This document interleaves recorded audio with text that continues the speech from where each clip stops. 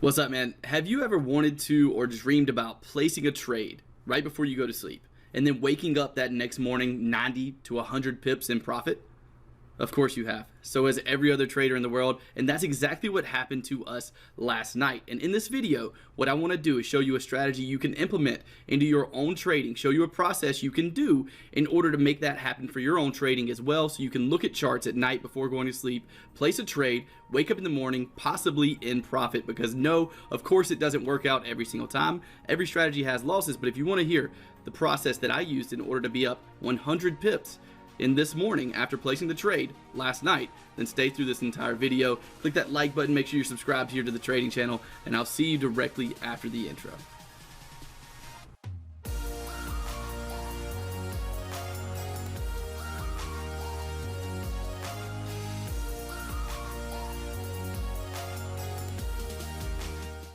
Welcome back, traders. Let's jump right into the pound Swiss right now. So the first step in our trading process, as almost always with the trend continuation strategy, is to define some rules to let us know that a certain market is in trend. The pound Swiss, the first part of our process, is to make sure the pound Swiss is in trend. And what this is going to be is a trend continuation process for you to make money while you sleep. And we're going to go over all the rules for this process throughout the video, but let me quickly go over how we're defining trend, just in case you're not quite familiar with this type of trading. So in this case, how we're going to define trend is that we need the lowest low to be broken. For this specific case is a downtrend, so we would need that low to be broken. And something that's important that I get often is that what if we have a situation like this and then we break that low? Does that mean we're in trend continuation? No. If we break this little low, that does not mean we're in trend continuation. We're looking for the lowest low to be broken. And in an uptrend example, just really quickly going over this, it's the same exact thing. So right here, we would be in trend continuation with our 1, 2, 3 move. If we get a situation like this, just because we're breaking these little levels in here does not mean that we're in a downtrend. We're not in a downtrend until we break the lowest low before the break of resistance here, and we're not back in an uptrend or in trend continuation just because we break this little level of resistance. We need to see the market break and close above this highest level of resistance in order to give us a trend continuation outlook on the market and give us an opportunity to look for that pullback.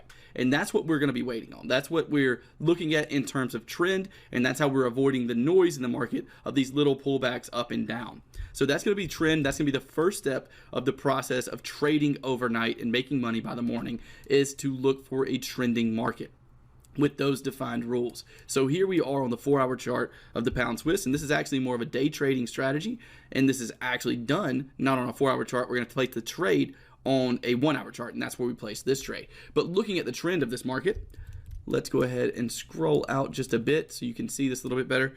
As you can see, the market was pushing down here, pushing back up. We're breaking that low. Okay, once we've broken that low, we cannot see the market break above this high, and we want to see a break and close below this low for us to be in trend continuation. And that's exactly what happens right here. We break below that low. Perfect. Now we know we're in a downtrend still. Since we're still in this downtrend, what we normally want to see, and this is what we're going to be looking for at night before we go to bed, if we want to make money overnight, if we want to try to make these profits happen overnight, we're going to be looking for a very powerful level in the market, which is always in trending markets the previous level of structure support if we're in a downtrend. So we're in a downtrend. Here's the previous level of structure support, our little zone here. As you see, the market, when trending, pushes up to this level. Then what happens? We push back down. Now, the reason we traded this last night is because we had the same exact situation, right? Last night we were looking at this and we were in this area. We know we had just broken and closed below on our 4-hour chart. We had just got into a trending situation based on our rules. So rule number 1, we want to be in a trending situation. We wanted to see this market pull back to what? Our red zone right here indicates our previous level of structure support that was just broken. Since this level was just broken as support in a downtrend, it's likely that it turns into resistance. Now, this is not 100% accurate. It doesn't always turn into resistance, and nothing in trading is ever going to be 100% accurate. What this does is gives us a statistic advantage. So we have this advantage of knowing that it's likely more likely than not that the market, if it's going to continue trending, is going to use this level of support as resistance now, since we're in this downtrend. So we're looking at this level, and our exact, I'm going to explain the exact entry reason, the stop and target placement. I'm going to explain everything in this video so you have all these tools in your arsenal to be able to place trades and make pips overnight as well. And right here in this specific case, we pull up into this area, and once we do, let me zoom in here. Once we get into this area, what I do personally is I either look for a very significant candlestick pattern, or I look for a price action pattern on a lower time frame. What are price action patterns, and what's a candlestick pattern? What's the difference? A candlestick pattern would be something like a shooting star in this case, right? That would be a candlestick pattern. Whereas a price action pattern, the difference between the two would be something more like a double top scenario, like this. So what I'm looking for is either a price action pattern on a lower time frame or a candlestick pattern on a higher time frame. Now in this specific scenario, what we ended up getting is a 1 hour double top in this area. So let's go down to the 1 hour chart. Remember, we have our other types, our other parts of this process already completed. We've already checked to see that the market's in trend. We've already checked to see that we've pulled back into our area of structure, the previous one that was broken. Now it's time to drop down to lower time frames, or to look on this time frame for a specific entry reason, then have specific stops and targets. And the reason we need all of this, let's just break this down for a second as well, because this video is not only about strategies. I want to give you practical steps to building a trading system and creating a trading plan on your own, because without that, no matter how many strategies you learn, you will not be successful at trading. So in this case, what we're doing is defining an entry reason. Let's say you only want to trade double tops on lower time frames in these zones. That becomes your trading system, and the power of that is that you can take and test it through historical data, which I'm going to go over here in just a second.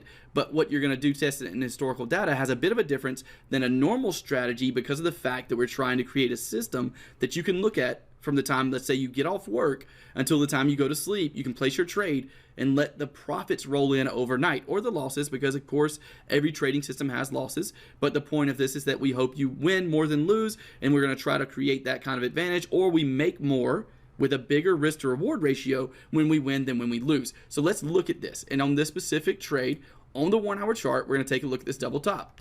The market has already met all of our other conditions. We then pull up into that zone, right? And we get what? As you can see here, we pull up into that zone. Let me get my drawing tool out. We get a little bit above the zone, not too much. It's a zone, guys. It's a zone of support or resistance in this case. It's not a specific area like a specific line on a chart. It's going to be a zone. And in this zone, we get a one top, double top right here. Because we have that double top, we went ahead and entered the trade after that double top, and we got hit with a little bit of a spread here. But once we entered that trade, I knew exactly where my stops and targets were going to go. If you're someone who's trading without knowing exactly where you're going to get out of the market, then you're doing something wrong. Like, if you don't know that you're going to get out for a loss at a certain level and know exactly how much that loss is going to cost you, and you don't know where you're going to get out exactly for targets, at least for first targets, then you are just looking for trouble. You're looking to accidentally blow a bank account, accidentally blow a trading account, and possibly a bank account as well, depending on how much capital you have thrown into the markets. But that is something you absolutely have to have, is risk management. Risk management is a stop loss place, as in, where am I going to get out of this market if I'm wrong? Because you will be wrong no matter what. Everyone is. I'm wrong too. And a place where you know you're going to get out of the market if you're right.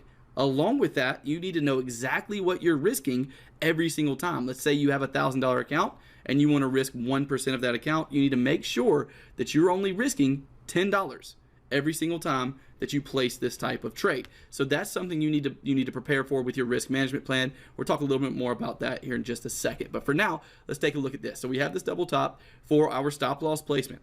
I did a very simple stop loss of 1 ATR above the highest point of the double top, which put me right here at 1.2603. Now, when doing this, what I like to do is make sure, this is another qualification for the trade, I want to make sure that looking left, there is not a level of structure support that gets in my way until I can have a 2-to-1 risk reward on the trade. So in this case, this was a major level of structure support out on the 4-hour time frame right here, this black line you see at 1.2461. This was a major level of structure support, and in order for me to even be able to place the trade, I wanted to make sure I could get a 2-to-1 risk reward at or before that level, because that's my first targets. My first targets are a 2-to-1 risk reward on this type of trade. So with that stop loss and my 2-to-1 risk reward set, I looked to the left and saw that there was no structure out on a 4-hour time frame. I'll show you that in just a second. Out on a 4-hour time frame, there was no structure levels looking left that could possibly stop this market and push it up before me hitting a 2-to-1 risk reward, another qualification of this specific trade. And in doing so, I ended up hitting my first target before I even woke up earlier this morning at a 2-to-1 risk reward for a positive 94 pips on this pound Swiss trade. So that's how you can take and implement this into your trading as well, but don't take it and implement it right now. Wait, there's another step. The process of doing this is quite simple. It's what I just explained, right? The process itself is quite simple, but the preparation before the process is going to be intense. Before we get into that, I want to share this with you as well. I just posted a post on Instagram, a short video clip about drawdowns. And what I want you to do is head over there and leave a comment under that post with the biggest thing you're suffering from when it comes to discipline.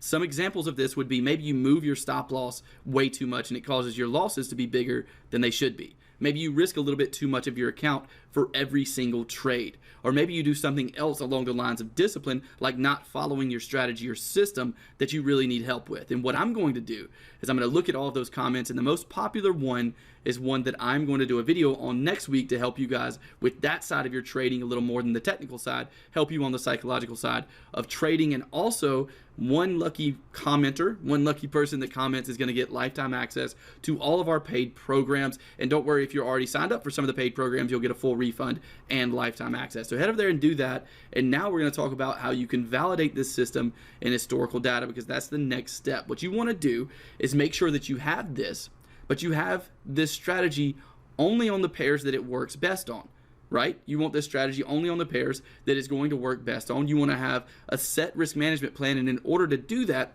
you're going to need to test at least 100 examples of exactly what your rules are going to be. Like we just did, if your rules are trending on a higher time frame like the 4-hour, pulling back up to that level, double top on a lower time frame, set your stop and target, check for that 2-to-1 risk reward, all of that, all of those rules are objective, meaning that you can validate them. You can take them and test them through historical data. Once you do that, test them over 100 scenarios that specific case has happened. And once you do that, you will have an idea of a risk management plan you can use. The way you do that is you have an idea of the actual drawdown that you're likely to have while trading this specific strategy. So now you will have that once you go back through historical data and do that. And one more thing that you're going to want to do in this specific strategy, because of the way we're doing this, we're trying to find strategies where you can make money overnight, right? You can place the trade before going to sleep, wake up, be in profit. In order to do that, what you'll do is on your higher time frame, you want to make sure that it's between the hours of you being home and going to sleep. So let's say you get home at 6 p.m. and you go to sleep at 10 p.m. or 11 p.m. Let's say 11. Well, if you get home at 6 p.m. and you go to sleep at 11, what you want to do is make sure that you have that pointed out on the chart. So in this case, it would be something like this area right here is when you would be awake, looking at the chart, and capable of actually placing a trade. So with that being the case, you would only be testing in this area, because if something comes after that, you're asleep and you can't trade it. If something comes before it, you're at work. There's no way to trade it. So that's another little thing you'll have to throw in when it comes to testing and validating the strategy. Try 100 instances where all of this lines up. Yes, it will take you time. Remember, the preparation is key, but the preparation is key in everything in life. Do you think a football player in the NFL was capable of creating that kind of talent without any preparation? And if he's in the game and takes the football for a 100-yard kickoff return, did he do that with no preparation? Of course not. Just like anything in life, the preparation is going to be much harder than the act of actually the process itself.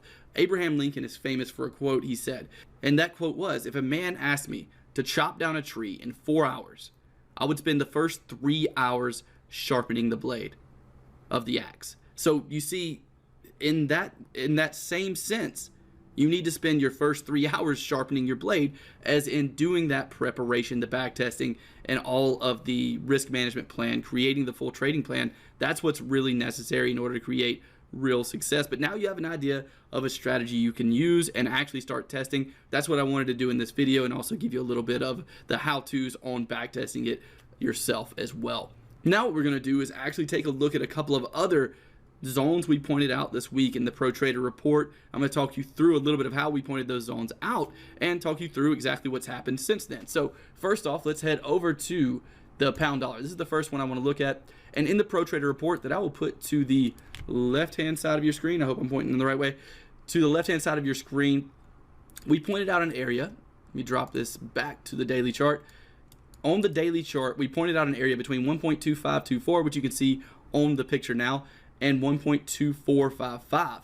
And in this area, we said that we were looking for possible long opportunities out of this market because of previous structure. This is how powerful structure can be. So if you master structure, you're going to be able to actually trade with a lot more accuracy than you are right now. And mastering structure is something that took my trading to the next level as well, and that's helped hundreds of our other clients. So in the PTR, we sent this out as a trading alert, and as you can see, since then, the pound dollar has risen more than 212 pips from that area. So an amazing gain there out of the pound dollar. We also sent out an alert on the pound New Zealand and on the pound yen, and actually it was on the pound yen, excuse me. And here on the pound yen, you can see the market came down into our Pro Trader report zone. It's called an OTZ zone.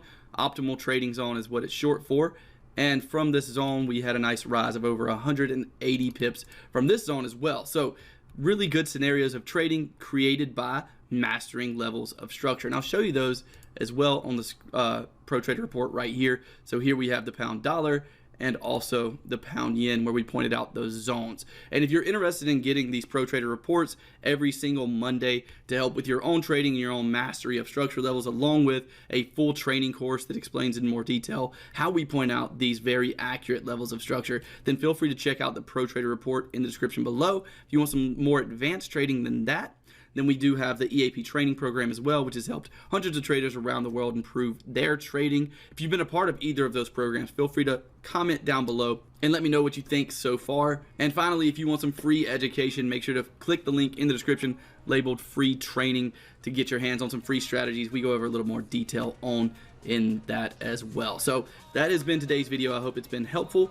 I hope it creates a little more profits in your trading. I wish you the best of luck in all of your future trades, and I will talk to you in the next video.